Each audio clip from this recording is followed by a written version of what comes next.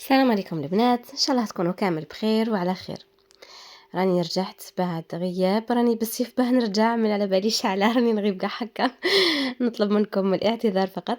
المهم جيت بصح جبت لكم حاجه شابه معايا. جبت لكم هذه الكيكه اللي مغلفه بعجينه السكر وبهذا الموديل اللي يعجبكم. الذي تتبعوا معايا الفيديو حتى للنهايه بتستفادوا كامل. لهنا اولا كنت رحت قضيت وجبت كامل واش نحتاج. من بعد نروحو نخدمو مع بعض الكاناج مونتي.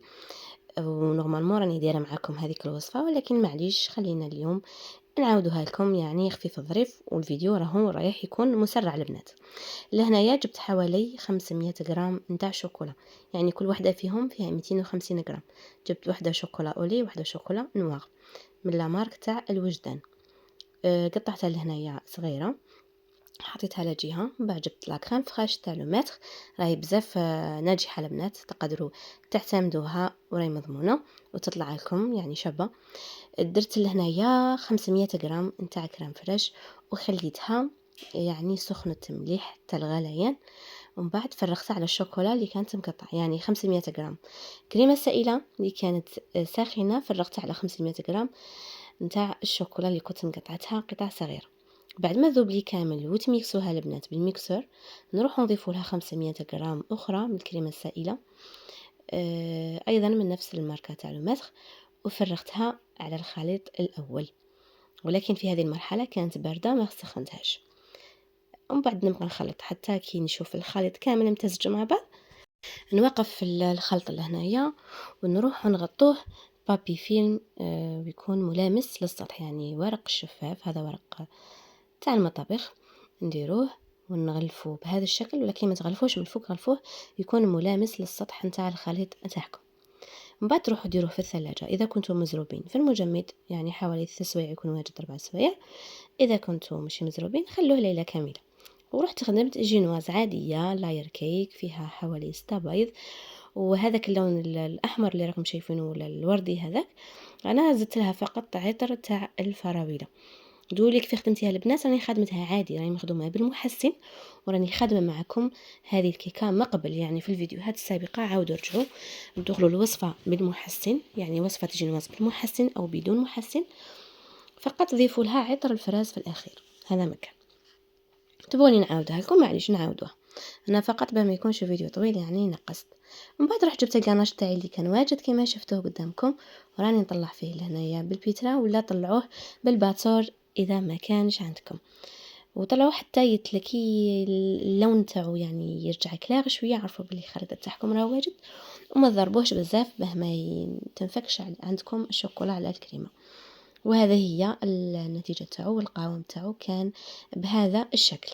نعمروه في لي بوش كيما هكا بنخدموا به.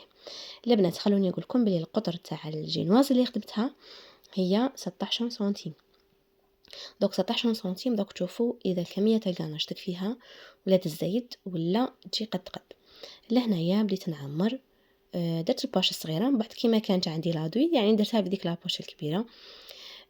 ودرت طبقه خفيفه مع الاول، من بعد حسيت بلي قليله بزاف على ذيك، ورحت درت الطبقه الثانيه. يعني نتوما دائما كي تكون الجينواز تاعكم خشينه البنات، بان بلي ما تروحوش ديروا طبقه قليله تاع كريمه، سورتو في اللاير كيك لانه هو يحتاج الكريمات يكون شويه خشن. من بعد درت شويه جوز محمص وشويه شوكولا تاغتيني. من بعد رحت الطبقه الثانيه. دوك تقول لي بهرك تشربي، شوفوا البنات لهنا كنت نشرب بالحليب، وهذاك الحليب درتو شويه لاروم تاع الفراس يعني بيت نكه، وكي تذوقوه صح تحسبوا راكم تشربوا فيه هذاك الحليب بذاق الفرز. اذا راكم تشوفوه لي يتبع كيما الكونديا، تجي هكا الباطه تاعو كبيره ومكتوب فيه حليب بذوق الفراوله، راه يجي بزاف صح، تجي فيه نكهه هكا شابه. درت يعني 3 طبقات تاع جينواز، ومن بعد لهنا راني ندير في الطبقه الثالثه ايضا تاع الحشو، ودائما نفس الحشو درت، ما نوعتش يعني كانت على حسب طلب الزبونه. وهنايا كنت درت طبقه يعني رابعه تاع الحشو فاني بالجوز محمص، وجوز البنات دائما نحمصوه.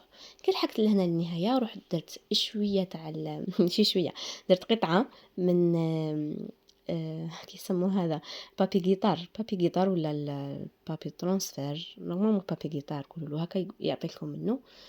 وشربت الطبقه الاخيره للنهايه. من بعد كي زيدت لي الكميه تاع الكناج، زيدت لي قد ما نعمر هذوك لي فيرين، يعني 500 غرام نتاع شوكولا راهي تكفيكم باه ديروا قطر 16 سنتيم وتزايد لكم، ماهيش رايحه تزايد بزاف دوك على حساب. انا درت 5 طبقات تاع حشو، نتوما اذا درتوا 4 طبقات تاع حشو اكيد راح تكفيكم 350 ولا 400 غرام تاع شوكولا.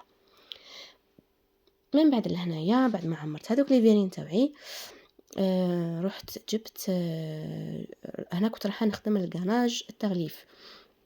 غاناج التغليف استعملت فيه حوالي 750 غرام نتاع شوكولا. صح شفتوني درت معاهم واحده بالحليب، لكن عادي مش راح تتغير القاعده. درت 500 غرام شوكولا سوداء و250 غرام شوكولا بالحليب، يعني الاجمالي هو 750 غرام نتاع الشوكولا. من بعد انا شدرت لهنايا، رحت ذوبت هذيك الشوكولا اللي كنت قطعتها، ورحت جبت حوالي 375 غرام نتاع كريمه سائله، يعني نصف الكميه تاع الشوكولا كانت 750 غرام، الكريمه تكون نصفها يعني 375 غرام نتاع الكريمه السائله. سخنت الكريمه السائله ايضا وفرغتها عليها، وبقيت نخلط حتى امتزج معايا الخليط بهذا الشكل. نخلوه شويه يرتاح ونحلو السيرسو تاعنا.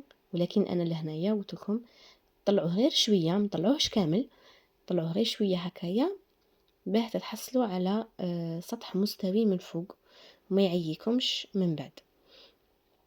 وتقدروا تستغنوا على هذه الخطوه عادي، خدموها كما تبغوا، لكن انا ما نخدمش بلي ديسك. هذه هي طريقتي كي نكون ندير في الغاناش، ندير من الفوق ونمسح هكا حتى نسوي السطح، ونرجعها ايضا تبرد في الثلاجه شويه ربع ساعه ولا قد ما تشد روحها، ومن بعد نعاود نخرجها ونحيها كيما هكا. ومن بعد نبدا نغلف عادي، شغل راني نغلف بكريمه. ولكن البنات كاين اللي قلت لكم تخدم وتليسي، انا نفضل اني نغلفها كامل بالغاناج.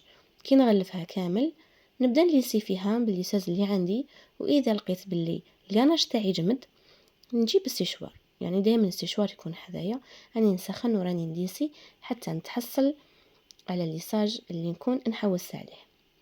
ولكن خلوني البنات دائما ننبهكم لواحد النقطه، انه باه تقدروا تتحكموا في الغاناش ما تخلوهش سايل بزاف، كون فاهمين، يعني خلوا القوام تاعو كريمي هكا باه تقدروا ترفدوه في سباتشول ما يطيحش معاكم.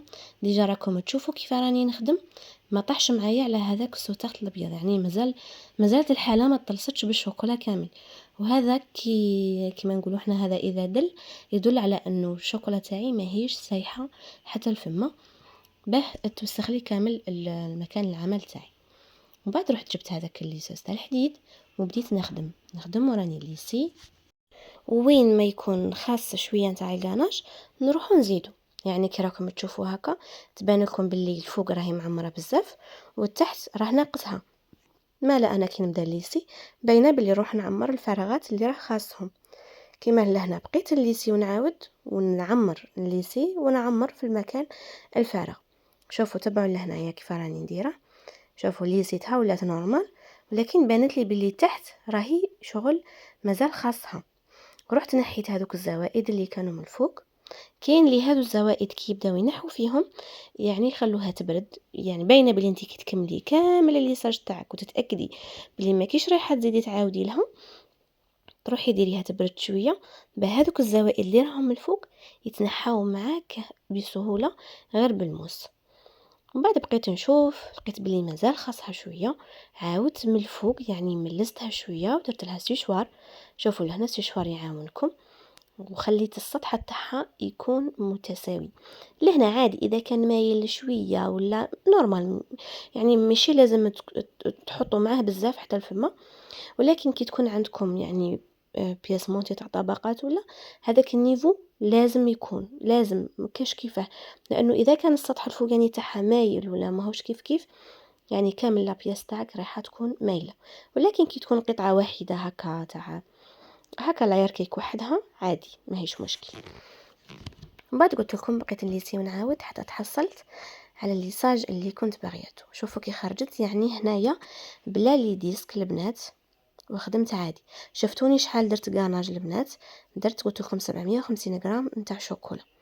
ولكن باينه بلي تزايد لكم شويه، بصح مش راح يزايد بزاف.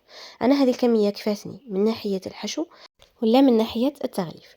من بعد رحت جبت قطعه من عجينه السكر الورديه. كنت رايحه نخدم هذيك الشكل تاع البابيون اللي يجي من فوق. يعني جربت بزاف، ما نكذبش عليكم، كانت اول مره رايحه نخدم فيها هذا الشكل. يعني مرة نخدم الصغار، بصح وحده كبيره هكا جامي خدمتها، ما كانش عندي اصلا فكره كيفاش نخدم. على بالكم نكون نقول لكم خدمتها وقيله 5 مرات وانا نخدم ونعاود نعجنها ونخسرها. يعني تعذبت ما تامنوش شحال عييت ذاك اليوم. الوحيده اللي شدتني قوي واحد الساعه ولا وانا غير معاها. من بعد في الاخير لقيت باللي هذا هو الطريقه المناسبه باش تخدمي البابيون تاعك. تكسلي من القطعه مستطيله، وشفتوني كيف قرصتها في الوسط وفي الحواشي وركبتها بهذا الشكل. وديروا لها لي بابي طورشون هذوك تاع وافه ولا حطوهم في الوسط باه شويه تشد لا فورم تاعها وتجي شويه واقفه. يعني بالاخير اتنهدت وقلت الحمد لله اللي قدرت، وبديت نشكل فيها ونعاود. ومن بعد بديت قطعت واحد الشرائح هكا صغار من نفس العجينه. ولكن البنات دوك نقول لكم انا شاو الخطا اللي كنت نديرو وعلاه حتى عياتني كيما هكا. خطا انه هذه البابيون ما تنخدمش بعجينه السكر نتاع الغامباست نتاع الورود، لازم تنخدم بعجينه السكر نتاع التغليف. خدموا بتاع التغليف رايحه تعاونكم وتشد روحها وما تتقطعش. انا ما قبل كانت تتقطع لي قوي وقلت لكم عذبتني. في الاخير عرفت باللي كان الخطأ من عجينة السكر. من بعد ما كملت البابيون رحت جبت حوالي، هنا تقدروا تقولوا كان عندي كيلو تاع عجينة سكر، ولكن انتوما بين باللي قطر 16 سنتيم ما يديلكمش كيلو كامل. وانا مادام ما عنديش خبرة كبيرة في الكيك هذا ديزاين اللي يتخلف بعجينة سكر، يعني دائما نشري كوانتيتي زيادة، نخلي عندي دائما نشري بزيادة ونبدأ نخدم ونشوف، يعني ندير كميه ونشوف اللي تزايد لي ونجي نقول لكم انتم اكيد في الاخير ها شحال دات لي وها شحال كلفتني. لهنا عجينه سكر حليت شويه وحلوها شويه رقيقه. ديروا دائما المايزينا كي تكون عجينه بيضة، كي تكون عجينه ملونه ما ديروش المايزينا. لازم ديروا تحلوها على كيسموها البابي كويسون، ورق الطهي. من بعد رحت كامل غلفت الكيك نتاعي يعني دهنته بالمارغرين اللي عندكم ولا بهذاك الكريسكو اللي يتباع. انا ما كانش عندي، قلت لكم نخدم دائما بلا مارغرين. حطيت من الفوق ومن بعد قلبت الكيك نتاعي بهذا الشكل. ورحت جبت القطعة الثانية. هنا كنت جمعت كامل، يعني كانت عندي حوالي 750 غرام نتاع عجينة سكر، ولكن ديروا في بالكم بلي زايدت لي. يعني تقدروا هنايا ما ديروش 750، ديروا 500 غرام ولا 450، يعني 500 غرام. بداو تكسلوا فيها وكسلوها مليح. كي تكسل لكم روحوا جيبوا حلال دوروه هكايا وبداو رايحين تلصقوا فيه. كان بعد تلصقوا لها يعني الغلقه تاعها لهنايا من تنغلق الطرف هذاك وشدوها مليح وبداو تخدموا. البنات نعطيكم يعني كنصيحه، انا لهنا كانوا قالوا لي عليها يعني ما يشتعي وحدي. كنت كي بديت نخدم بدات شويه تغبني عجينه السكر، سيرتو اللي تكون نوعيه تاعها شويه يعني مش من النوع الغالي وكامل. بدات تجيني يابسه، يعني ما تجي نحلها ما نجي ندلكها تعذب قوي حتى يدي يضروني. مالا قالوا لي دائما هذيك العجينه لازم تكون طريه. كاين اللي تحلها شويه وتروح تحطها في ميكرووند ولا بالسيشوار تسخنها شويه ولا بهذيك العجينه تنطلق وتقدري تزيدي تحليها من بعد بالحلال. ان شاء الله انا هذه تجربه المره الجايه نجربها معكم، واللي مجربتها تخلي لنا رايها في التعليقات. من بعد بديت نغلق لهنايا وتاكدوا بلي هذه الغلقه لا فينيسيون تاعها تعتمد على نوعيه عجينه السكر. عندك نوعيه جيده راح هذيك الغلقه تكون يعني ما تبانش، تكون نوعيه عاديه ايضا راح يعني تبان لكم شويه وعلى حساب طراوه عجينه السكر. بعد بديت نخدم بهذه الطريقه اللي شفتوني وعرفتوني بلي نخدم بها قوي. يعني تضغطي لتحت تهبطي كامل العجين اللي راه في الجوانب مع العجينه اللي كانت من تحت، وتبداي تنحي في الزوائد بهذا الشكل باه تتحصلي على الحواف الحاده من بعد كي تقلبي الكيك. شوفوا لهنايا بديت نحي في الزوائد هذوك وبعد قلبت الكيك نتاعي شوفوا النتيجة اللي عطاتهاني من الفوق، يعني النتيجة كانت شابة نوعا ما ماشي حتى الفم. من بعد رحت جبت عجين واحد اخر كنت لونته. هذه العجينة كنت انا لونتها. العجينة كي تلونوها شوفوا واش عطاتني، يعني كي تشرو عجين افضل العجينة اللي تخدموا بها روحوا شروها ملونة واجدة، ما تروحوش تلونوها وحدكم في الدار، لانه شوفوا كيفاه يجوا هذوك النقاطي. كنت لونتها غير بالالوان تاع فريكتا. خدمت هذا الشكل ويعني وبديت نطبق فيه كيما راكم تشوفوا هكا. شغل هذوك الحواشي تاع البابيون تاعنا اللي يجوا في الاطراف. ومام هذو قلت لكم ما كنتش شايفتهم، يعني ما لقيت حتى فيديو ولا. بديت نجرب ونعاود حتى نتحصل على النتيجه اللي يعني نحوس عليها. من بعد هكا كانت النتيجه تاعها. وهنايا تركبوهم يا بغراء، اذا كان عندكم الوقت ركبوهم بغراء، اذا ما كانش عندكم. انا هنا كنت ركبتهم بالجلوكوز، يعني درت شويه غراء، وكي شفت باللي ورايح الحل زدت لهم شويه تاع جلوكوز باه يركبوا مليح.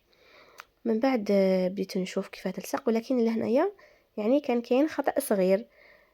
كي جيت نركبها هكا فوق هذاك البيك ولا يعني ما جاتنيش شابه، حسيت هاك شغل راهي واقفه قوي وبدا يبان واحد الفيد في الوسط.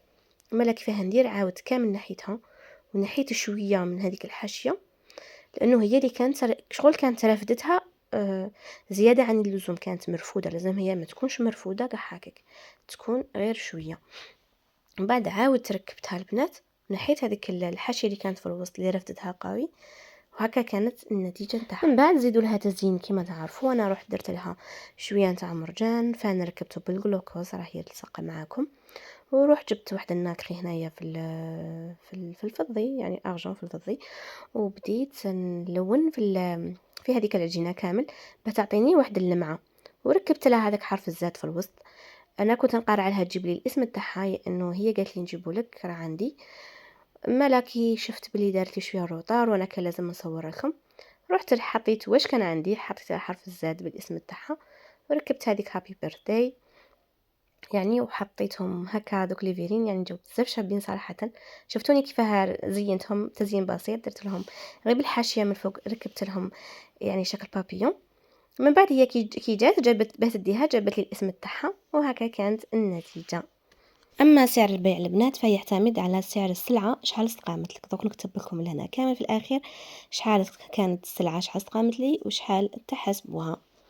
كيما لهنا راني دايرت لكم كامل واش شريت وشحال استهلكت. مثلا الفرينه 240 غرام، يعني انا استعملت 240 غرام. شحال كلفتني ديك 240 غرام؟ كلفتني حوالي 2000 ونص. السكر ايضا، لافاني ايضا ما درش كامل، يعني شريت 20 ما درتهاش كامل، درت منها غير حق 2000. كون فاهمين كيفاه البنات. وايضا نروحوا للكريمه السائله، مثلا الكريمه السائله شريت لتر كامل اللي خدمت به، ومع درت فان في ليفيرين طاحوا لي 60,000. يعني هاكا الحساب يكون داير البنات، تكتبوا كلش وكامل شحال كلفكم. كاين اللي ما تكونش عندها فكره من الاول شحال، طيحي في الغلطه وما تربحيش. بصح من بعد كي تخدمي مرات كتبي كامل كيما كتبت. الاجمالي تاع السلعه البنات لهنا كامل طاح لي حوالي 350 ولا 57.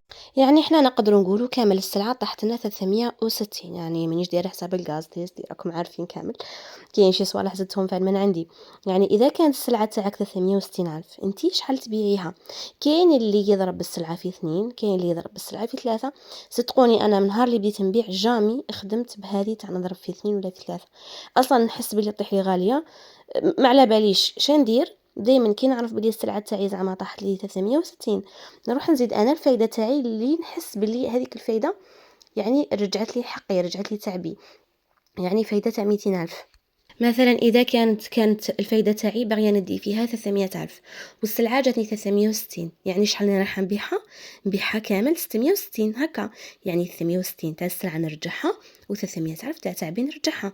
دونك قلت لكم باللي ذاك التعب يعتمد على حساب الموديل، اذا تعبكم على حساب الوقت، اذا دالكم بزاف. فهمتوا البنات؟ قلت لكم كاين اللي تضرب في 2 وفي 3، انا ما نخدمش بهذه الطريقه، واللي تخدم بها الله يسهل عليها. كل انسانه حره في اختيار الفايده تاعها واختيار كيفاه تسدد هذاك التعب اللي كان عليها. انا هذه هي طريقتي. سلعه جاتني 100 نروح نزيد الفايده اللي انا نحتاجها. وما كان حتى واحد راح يسالكم علاه زدتي ديك الحسبه ولا علاه ديتي كاع ديك الفايده. هذاك يعني كما نقولوا حنا البيع، سعر البيع هو عقد بينك انت وبين الزبون، ما كاينش اللي يعرفوا. كيما دوك ما جيتش قلت لكم هذه كيكه شحال بعتها اكزاكت، قلت لكم السلعه شحال طلعت لي، بصح البيع شحال بعتها هذيك بيني وبين الزبون. نتوما ايضا رايحين تتعاملوا بهذا الشكل من القدام.